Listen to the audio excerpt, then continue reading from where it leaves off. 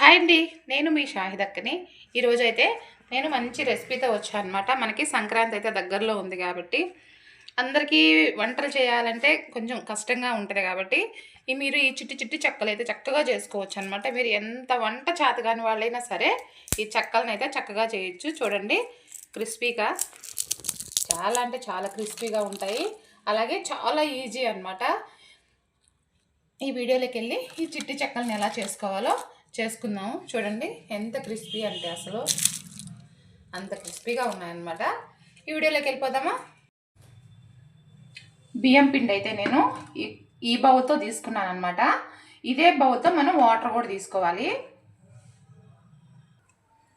Stove మీద అయితే bowl అయితే పెట్టాను. మనం ఏదైతే తీసుకున్నామో పిండి అదే బౌల్తో అనమాట. బౌల్ నిండా వాటర్ కూడా తీసుకొని ఇలా బౌల్లో పోసేసుకోవాలి. నేను తీసుకున్న బియ్యం పిండి అయితే పొడి బియ్యం పిండి అనమాట. మనకి వాటర్ అయితే ఇప్పుడే మరుగుతూ ఉన్నాయన్నమాట. అలాగే ఒక 2 స్పూన్ల నేనైతే నెయ్యి వేసుకుంటున్నాను. నెయ్యి లేకపోతే వెన్నపూసైనా వేసుకోవచ్చు, అలాగే ఆయిల్ అయినా వేసుకోవచ్చు అనమాట. ఇదే ప్లేస్లో ఉప్పు, సాల్ట్ అనమాట, రుచికి సరిపడా సాల్ట్ వేసుకోండి. మీరు ఎంత సాల్ట్ తింటారో అంత సాల్టే వేసుకోండి. అలాగే కారం కూడా మీరు ఎంత తింటారో స్పైసీగా అంత కారమే వేసుకోవాలి. అలాగే 1 స్పూను కలోంజీ సీడ్స్ అనమాట. ఈ సీడ్స్ లేకపోతే ఏంటంటే మీరు నువ్వులైనా వేసుకోవచ్చు. చూసారు కదా, చక్కగా అన్నీ వాటర్లో మరిగిపోతూ ఉన్నాయి. ఇలా మరిగేటప్పుడే మనం పిండిని అయితే వేసుకోవాలి. ఇలా పిండి వేసేసుకొని చక్కగా మిక్స్ చేసేసుకోవాలి. ఇలా మొత్తం మిక్స్ చేసేసుకొని పక్కన పెట్టేసుకుందాము. కొంచెం చల్లారాలి కదా, చల్లారిన తర్వాత మనం పిండిని అయితే మంచిగా కలుపుకోవాలన్నమాట. మనం రెడీ చేసుకున్నాం కదా ఈ పిండిని, దీన్ని అయితే మనం చల్లారాక చక్కగా ఇలా ముద్దలాగా కలుపుకోవాలన్నమాట. చక్కగా మిక్స్ చేసేసుకొని కలిపి పెట్టుకుందాము. మన చిట్టి చెక్కలకైతే పిండి అయితే చక్కగా చూడండి, 1 కప్పు నీళ్ళకి 1 కప్పు పిండి అనమాట.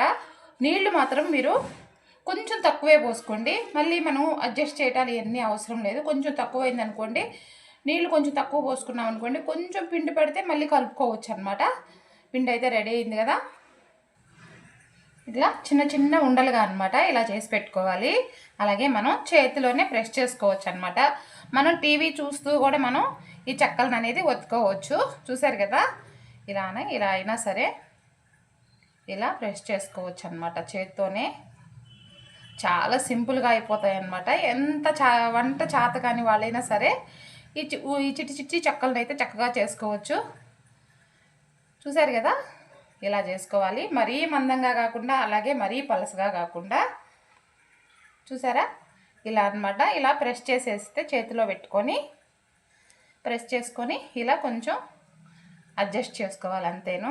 ఇలా మొత్తం మనం రెడీ చేసుకున్న పిండిని అయితే మొత్తంని ఇలాగే చిన్న చిన్న చెక్కల్లాగా చేతితోనే ఇట్లా చేసేసుకోవాలి.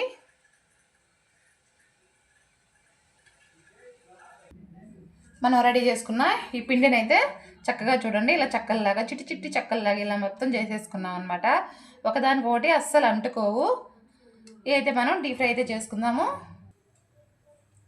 ఆయిల్ అయితే మనకి హీట్ ఎక్కువైందనమాట.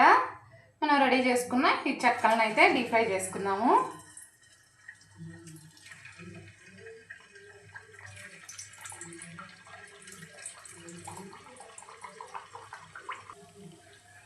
చూసారు కదా, మనకి ఈ చిట్టి చెక్కలు అయితే చక్కగా ఫ్రై అయిపోయి చూడండి.